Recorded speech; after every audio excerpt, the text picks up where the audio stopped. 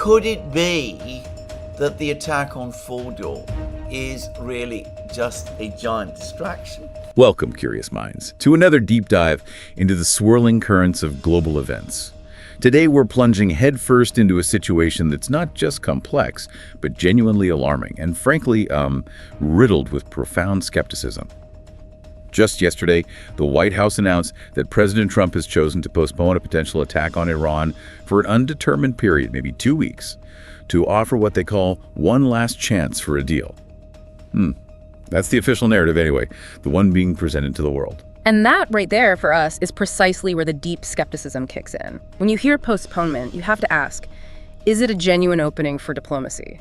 A real off-ramp from what looks like a looming conflict? Or, and this is really the central question we need to unpack today, is it a calculated ruse? Meticulously designed to obscure an imminent and quite possibly illegal war. The implications of that distinction are just, well, they're monumental. Exactly. Our mission in this deep dive is to deconstruct that official narrative, piece by piece, try and look behind the curtain a bit. We're going to pull at all the various threads, from the tangled web of U.S. domestic politics and mounting European dissent, to Iran's formidable military capabilities, which we have to talk about, and strategic chess moves of major global powers like Russia and China. Our aim is really to help you, our listener, cut through the noise, understand the profound implications of the potential conflict, and grasp the underlying reasons for this deep skepticism so you can walk away with a truly informed and perhaps, a more wary perspective. Let's get started. Okay, let's unpack this postponement announcement from the White House. Because on the surface, it sounds like a diplomatic overture, doesn't it? The White House spokesperson explicitly stated that President Trump was minded to give Iran one last chance for a deal, and that a decision on initiating conflict will be made at an undetermined point over the course of the next 2 weeks. It really positions the U.S. as the patient party, offering an olive branch, sort of. But what's fascinating here, and immediately raises red flags, is the timing. This announcement comes hot on the heels of other reports, just a week prior, suggesting the U.S. and Israel were, and this was the phrase, cunningly using the cover of negotiations to prepare their attack on Iran. So given this very recent history of alleged duplicity, how can anyone, really, even the most charitable observer, have genuine confidence that this latest postponement claim has any reality to it? The public perception of trustworthiness here is already, severely compromised, wouldn't you say? It truly is. There was even that narrative, widely discussed in geopolitical circles, that the negotiations scheduled for June 15th, that's just 5 days before this new announcement, were themselves a ruse. A ruse specifically to facilitate an Israeli strike on Iran. We've even seen reports that Iran itself is now running with this narrative, claiming they were fooled. Perhaps, as some analysts suggest, as a kind of alibi to try to explain away the chaos and disorganization they experienced on the first day of Israel's attack last week. The point is, this idea of a clever ruse being used by the U.S. and its allies, it's already deeply embedded in how people are thinking about this conflict. Which raises a really important question for all of us, doesn't it? If we were told just last week that a clever ruse was supposedly deployed to mask military preparations, why should we suddenly believe that this current announcement of postponement is any different? The core insight here, I think, is that the credibility of the U.S. government, which many observers already describe as tattered, it would be further and severely damaged if this turns out to be another deception. The profound implication, and you really need to grasp this, is that people would become even more skeptical in believing or trusting anything that it in fact says. It makes future diplomatic efforts or even just factual communications incredibly difficult to land. And here's where it gets really unsettling, because there's an alternative theory making the rounds, and it's attributed to the American investigative reporter Seymour Hersh. He suggests the attack might actually come this very weekend, like now. In this scenario, the entire purpose of the postponement announcement wouldn't be diplomacy at all. It would be to postpone speculation of an attack until after close of business in the U.S. financial markets today, Friday. The thinking, audacious as it sounds, is that the strike could then happen before markets reopen on Monday, potentially mitigating any immediate sharp economic fallout. Now, whether that would actually work on the global markets, that's a whole other question. But it certainly highlights the profound level of skepticism and a distrust that's circulating about the official story. It paints a picture of a calculated, almost cynical strategy. And if you connect this to the bigger picture, this kind of theory, gaining traction like this, it just underscores the profound credibility crisis. A crisis facing not just the U.S. government, but also large swaths of the Western media. When the official narrative is so quickly met with theories of deliberate misdirection and strategic manipulation, well, it erodes trust at a fundamental level. This makes genuinely informed public discourse incredibly difficult because you, the public, are constantly sifting through layers and layers of suspicion. It's a dangerous environment for decision-making, really. So what does this all mean for us? I think it means we need to look beyond the headlines, beyond the official statements, and really delve into the unseen pressures, the profound implications that might be at play here. Because a full-blown war with Iran is, for many, not just a bad idea, but potentially a catastrophic one. Yet the persistent signals suggest the U.S. might still do it. Indeed. And let's start with the growing domestic political resistance right inside the United States. Polling data indicates a clear majority opposition within the U.S. against American support for a strike on Iran, or even any direct involvement in a war. And this isn't just some fringe sentiment, it represents a significant portion of the American populace. The core insight here is that public opinion isn't just divided, it seems pretty decisively against intervention. That creates a substantial political constraint for the administration, one that goes beyond simple partisan lines. That's right. And this isn't just coming from the usual anti-war corners either. Even within, say, the intellectual circles of the Ambia movement, which is typically quite supportive of the Trump administration's foreign policy publications, like the Federalist website. They're now writing articles explicitly stating the U.S. should not get involved in a war with Iran. And what's particularly striking, and frankly quite telling, is how these articles are drawing these pointed comparisons. Comparisons between the claims being made today about Iran's nuclear program and the claims that were being made right before the attack on Iraq in 2003. That historical parallel, especially the painful memory of the intelligence failures, the long conflict, the immense human and financial cost of the Iraq War, it just looms large over any potential new intervention. It's a very potent historical warning, you know. And if we connect that to the political cost, such an intervention, especially if it disregards widespread public opposition and those stark historical warnings, it could incur a significant political risk, a potential political cost, quite plausibly even a catastrophic political cost for the Trump administration. The electoral repercussions of starting an unpopular and potentially disastrous war, especially one that echoes past mistakes like Iraq, could be profound and lasting. It's a very real political calculation that must be weighing heavily on advisors, you'd think. And beyond domestic concerns, we're seeing increasing European and allied dissent, and it's getting quite vocal. European nations are actively signaling to the United States that they absolutely do not want a conflict with Iran. We saw this clearly with their recent meeting with the Iranian foreign minister in Geneva. That felt like a direct diplomatic message, didn't it? Yeah, and what's fascinating here is how outspoken some key European voices are. Emmanuel Macron of France, he's been most outspoken. Not just against military conflict, but also explicitly against any attempted regime change in Iran. And he makes these perfectly valid points about the threat of chaos in the Middle East if regime change were to happen in a country like Iran. I mean, we're talking 92 million people, a huge territory, deeply entrenched institutions, the potential for immense, uncontrollable instability spilling across the entire region. That's a horrifying prospect that Europe is acutely aware of, especially given their proximity and past experiences with refugee crises. And it's not just Macron. Keir Starmer, the British Prime Minister, has apparently been telling Donald Trump not to do this. And look, his opposition, it's widely believed, is tied very closely to his, well, weakening domestic political position. The Labour Party, which he leads, relies heavily on Muslim voters in the UK, and they would be extremely unhappy, to put it mildly, if the US attacked a Muslim country. This could lead to significant challenges, internal fracturing within his own party, which he's simply not in a strong enough position to handle right now. So for him, it's a very practical political calculation to oppose war. This also brings up the important question of legality, which seems to be a major sticking point for European allies. Britain's Attorney General, Lord Hermer, is apparently advising that an attack upon Iran at this time would be illegal under international law. And the basis for this assessment is pretty robust, and it's critical to understand.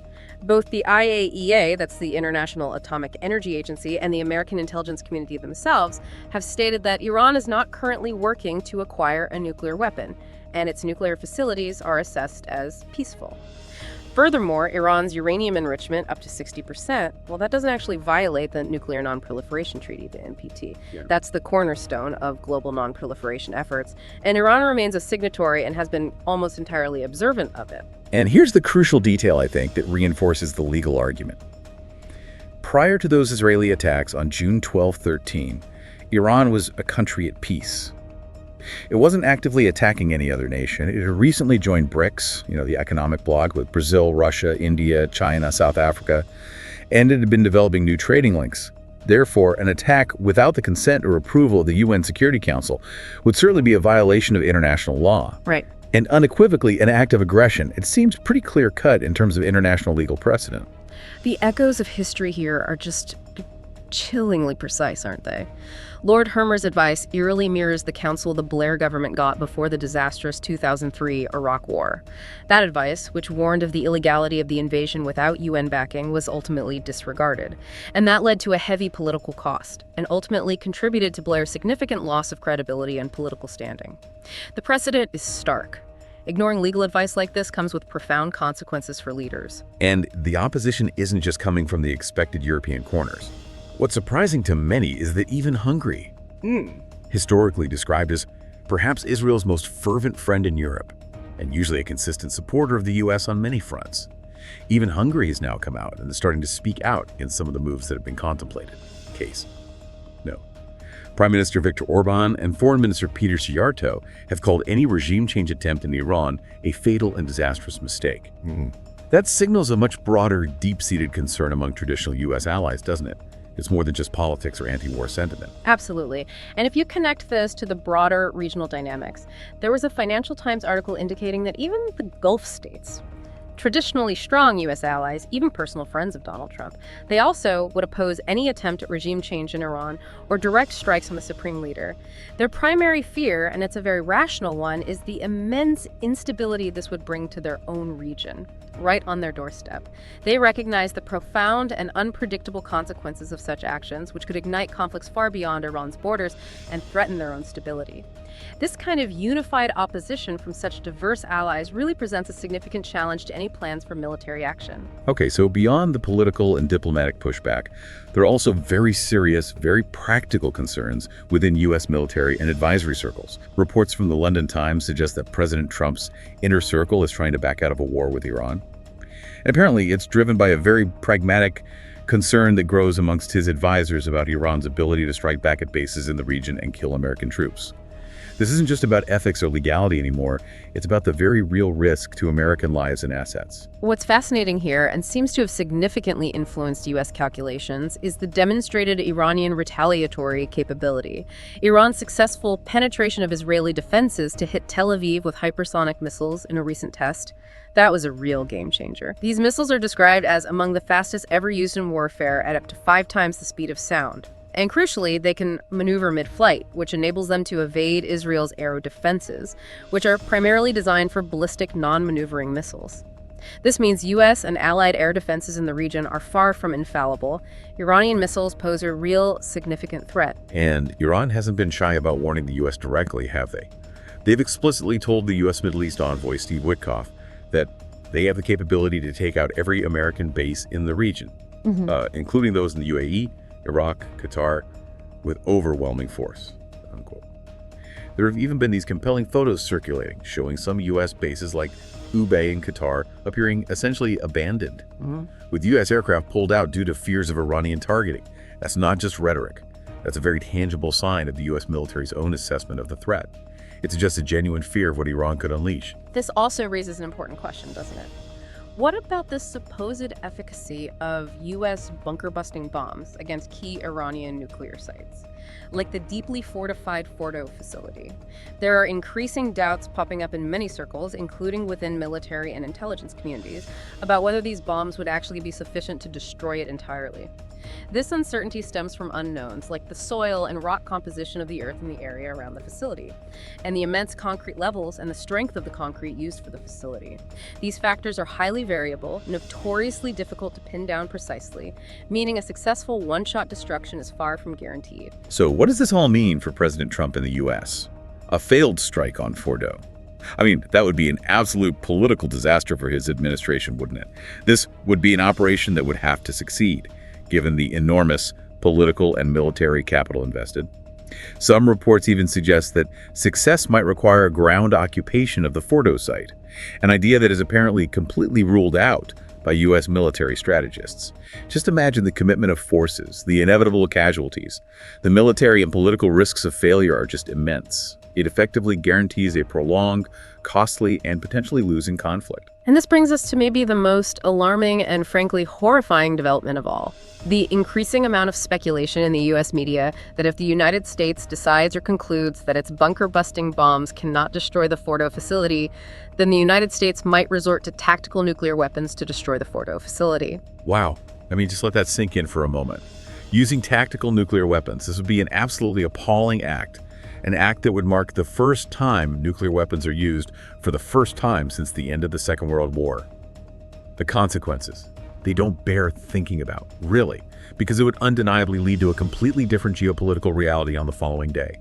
We're talking about an unimaginable acceleration of nuclear proliferation globally, the potential collapse of international arms control agreements, a profound shift in the very nature of warfare itself. The implications for global stability would be catastrophic, fundamentally altering the international order as we know it. And this raises a really stark double standard that is, frankly, quite jarring to witness. Think about the persistent narrative since autumn 2022 that Vladimir Putin considered contemplating using nuclear weapons, a claim, by the way, Putin has always and repeatedly categorically denied. This narrative is endlessly repeated across Western media, often presented as evidence of the recklessness bordering on insanity of the Russian leader. Yet, right now, right across the American media, people are coolly and calmly debating the possibility quite openly of the United States using nuclear weapons against Iran. This open discussion doesn't seem to provoke the same widespread condemnation or concerns about recklessness, even though the US government has not so far denied the idea. The contrast in how these two scenarios are discussed is incredibly troubling. It really highlights a deep bias in how nuclear threats are perceived. It's an astonishing and frankly terrifying display of selective outrage. Or perhaps worse, a dangerous normalization of the unthinkable. Dmitry Peskov, Putin's spokesman, called these reports about U.S. nuclear weapons use highly speculative to the point of being just rumors, which indicates Russia clearly doesn't expect it to happen. But the sheer fact that it's even being openly discussed by analysts in mainstream American media, that itself is horrifying and indicative of a dangerous shift in thinking. And furthermore, Ayatollah al-Sistani, the most senior Shia cleric globally, based in Iraq, he has reportedly made absolutely clear the extremely negative reaction of the Shia community around the world in the event that Ayatollah Khamenei, the supreme leader, were attacked and killed by the United States. This adds a significant religious dimension to the potential fallout, with profound implications for regional stability. It could potentially ignite widespread sectarian conflict and anti-US sentiment that would reverberate across the Middle East and far beyond. The consequences would be truly unpredictable and far-reaching. Okay, so despite all these compelling arguments against an attack, the widespread domestic opposition, the increasing allied dissent, the clear legal concerns, the very real risks to U.S. troops, the persistent doubts about the effectiveness of bunker busters, and the horrifying specter of tactical nuclear weapons. Despite all that, the U.S. has gone very, very far already in signaling that it is interested in an attack or is prepared to conduct an attack.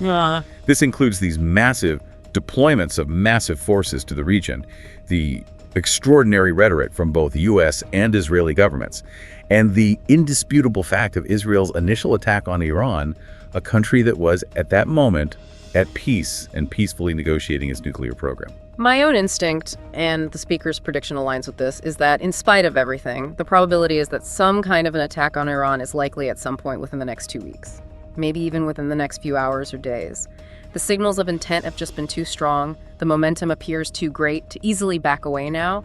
The gears feel like they've been set in motion, and it would take a truly significant, maybe unforeseen event to stop them. So, as the U.S. seems to be on what many perceive as this collision course, what about the other major players on the global stage? What's the emerging counter-response, or perhaps the strategic positioning, from Russia, China, and Iran themselves? It's certainly not a one-sided affair. Exactly, and we're seeing clear Russo-Chinese coordination on this issue, suggesting a kind of united front against unilateral Western action. Presidents Putin and Xi Jinping have reportedly coordinated their positions on the Middle East conflict. The official Chinese readout from their discussions confirms Putin's view that Israel's attack on Iran's nuclear facilities is extremely dangerous, and that the escalation of the conflict is not in the interest of any party. Quote, both leaders are explicitly willing to maintain close communication with China and make active efforts to cool down the situation. That indicates a shared commitment to de-escalation, yes, but also to asserting their own influence in the region. What's particularly interesting there is while the Chinese readout doesn't explicitly mention China supporting Russia's mediation efforts. It's possible that's because Iran's foreign minister Araghchi has specifically suggested China as a preferred third-party mediator for any future talks with the U.S. That suggests a kind of strategic alignment in their diplomatic approach, even if the specific roles for mediation are still being subtly negotiated. Iran's preference for China really underscores a profound lack of trust in other traditional interlocutors, like the U.S. or European powers. And beyond diplomacy, we're seeing visible countermeasures and intelligence sharing happening. Two Chinese intelligence gathering ships, the PLA 814A and PLA 855. These are large, sophisticated vessels equipped with advanced radars to track aircraft and missiles. They are now apparently in the area of the Middle East. And it is sure that the Chinese are doing that very thing, actively collecting and sharing this critical intelligence with Iran.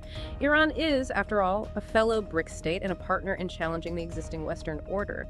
This intelligence sharing provides Iran with invaluable real-time awareness of air and naval movements in the region. It's a significant boost to their defense posture. And it's not just naval presence, right? According to sources like Larry Johnson and Alistair Crook, a senior Russian defense official arrived in Tehran earlier this week, in quote, Q, and met directly with Iranian President Pezeshkian and his military counterparts. This visit likely aims to assess the situation on the ground firsthand, gain a deeper understanding of the Iranian leadership's precise position and needs, and then report back to Moscow on what might be strategically needed for Iran's stabilization and defense in the face of potential Western aggression. It's a clear signal of Russian strategic interest and engagement. These steps, taken together, they strongly suggest that China and Russia are now working together in a coordinated manner, and they could soon start taking joint diplomatic initiatives to bring the fighting to a stop, end quote. They might also be privately giving various warnings to the Israelis and to the Americans, basically saying that unless the fighting ceases, China and Russia will start to take action to support Iran more overtly. However, it's crucial to note a significant caveat here. Russia has stated absolutely categorically that it will not help Iran acquire nuclear weapons. They cite compelling reasons against it, so any military assistance would fall well short of that red line, likely focusing on conventional defense systems like air defense. This highlights some interesting and frankly kind of surprising nuances in the Russia-Iran relationship itself. It's not as straightforward as it might appear from the outside.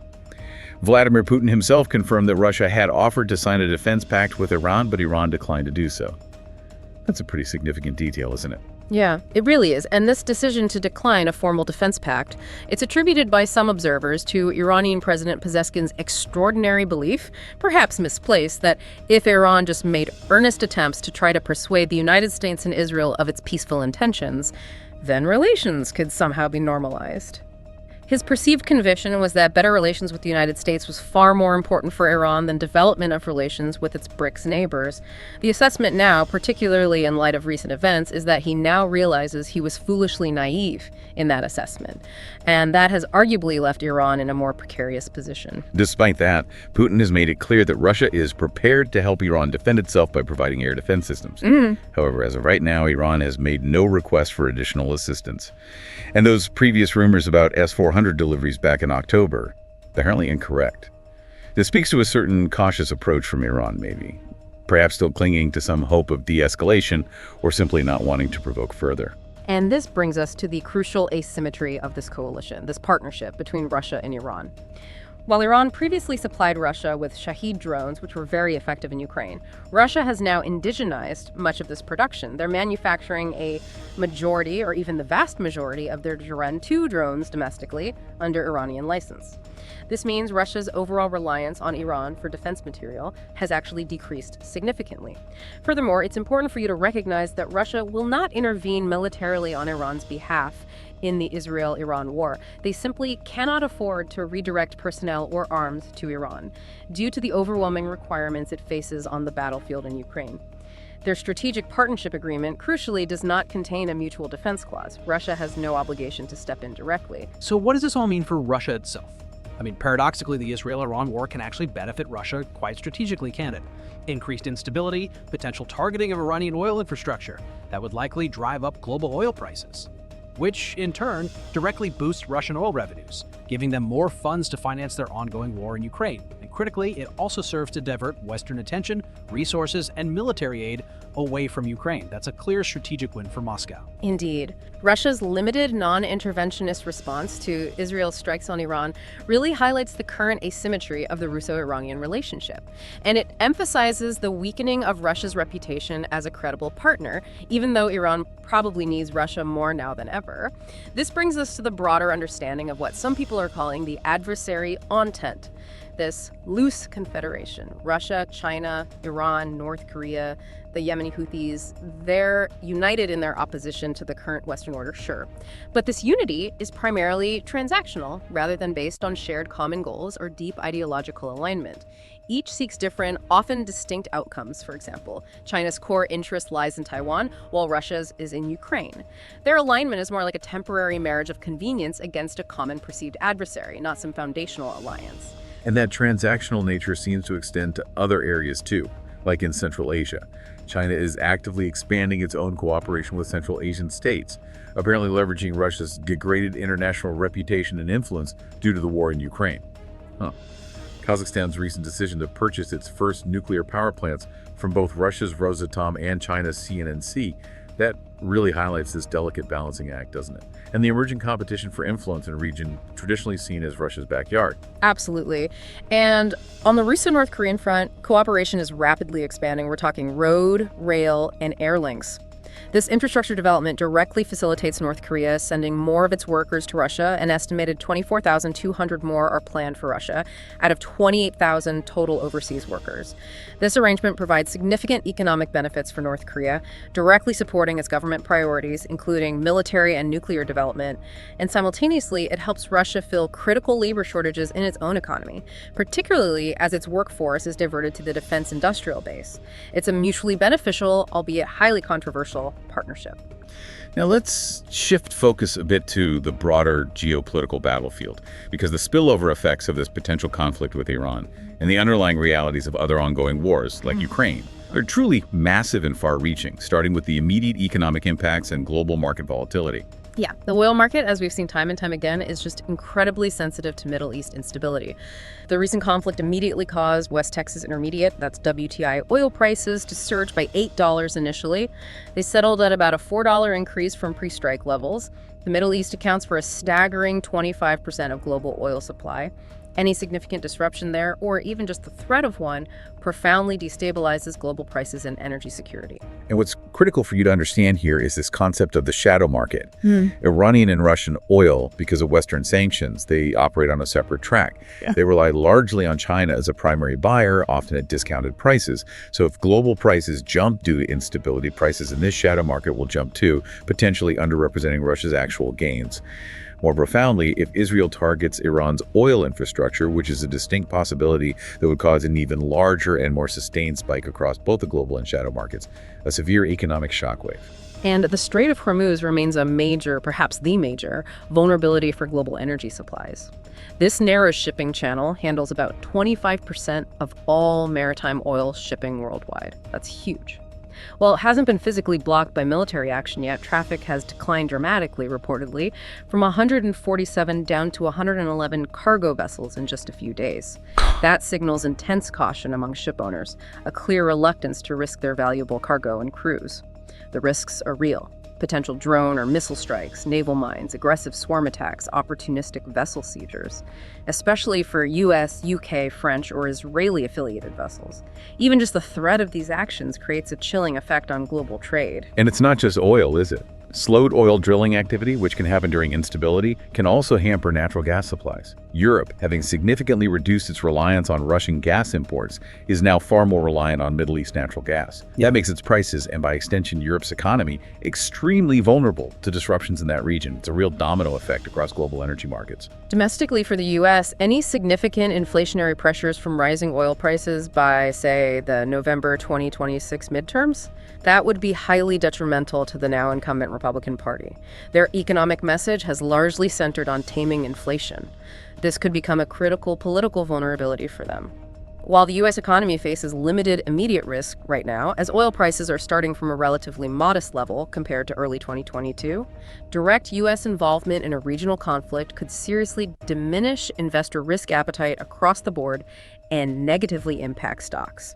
And if energy prices were to drive broader inflation, the Federal Reserve might feel forced to raise interest rates, which would temper corporate earnings and potentially trigger a recession. Significant economic headwinds there.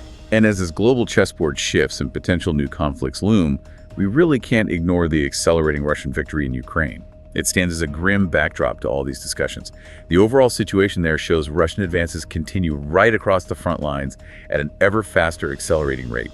It signals a decisive shift in momentum. Yeah, Ukraine faces just enormous and compounding challenges. A big issue is the devastating impact of Russian aviation bombs, glide bombs.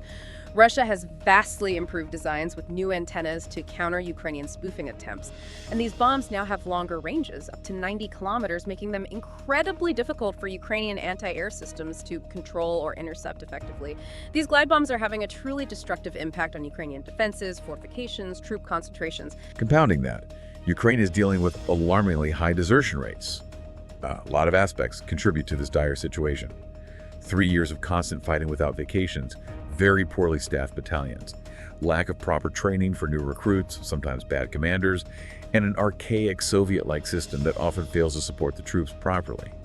Over 61,000 cases were reported in just the first 4 months of this year. That's around 15,000 cases per month.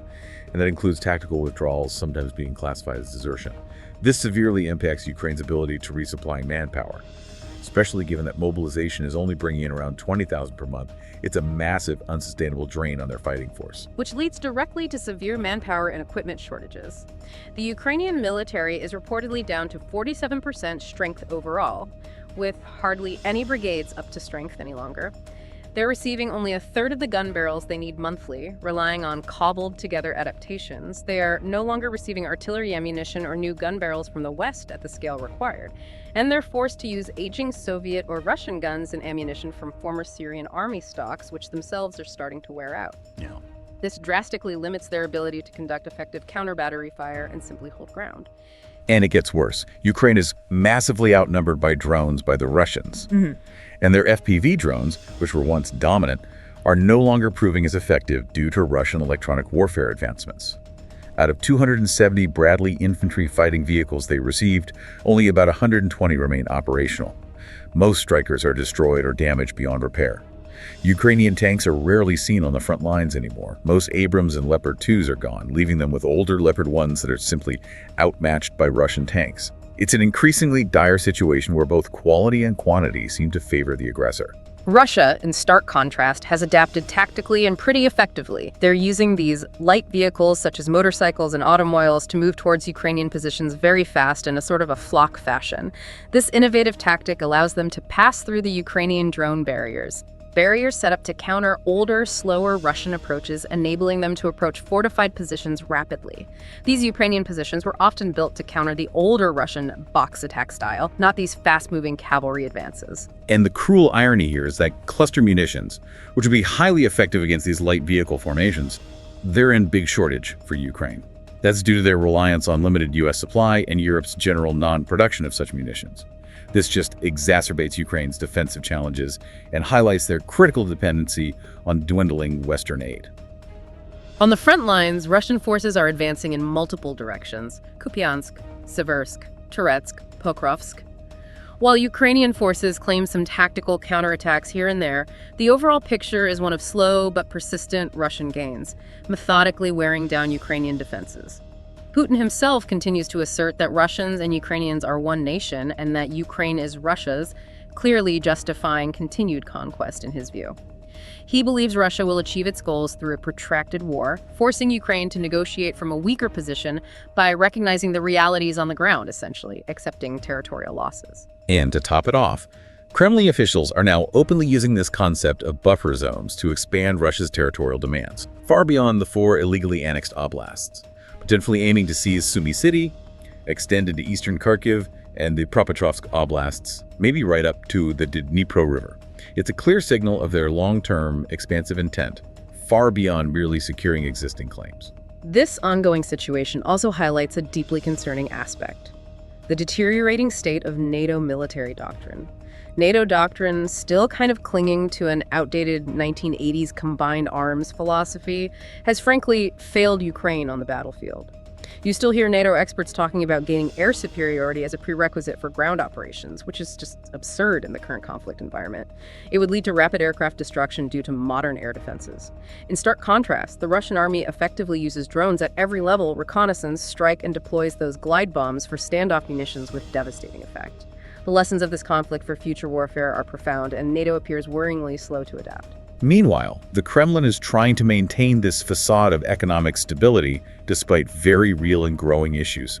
Putin makes these likely false claims about low inflation and no growing national debt, while conveniently overlooking severe labor shortages plaguing various sectors of the Russian economy.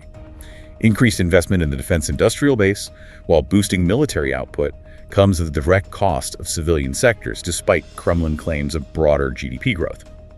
It's an economy increasingly geared for war, not for civilian prosperity.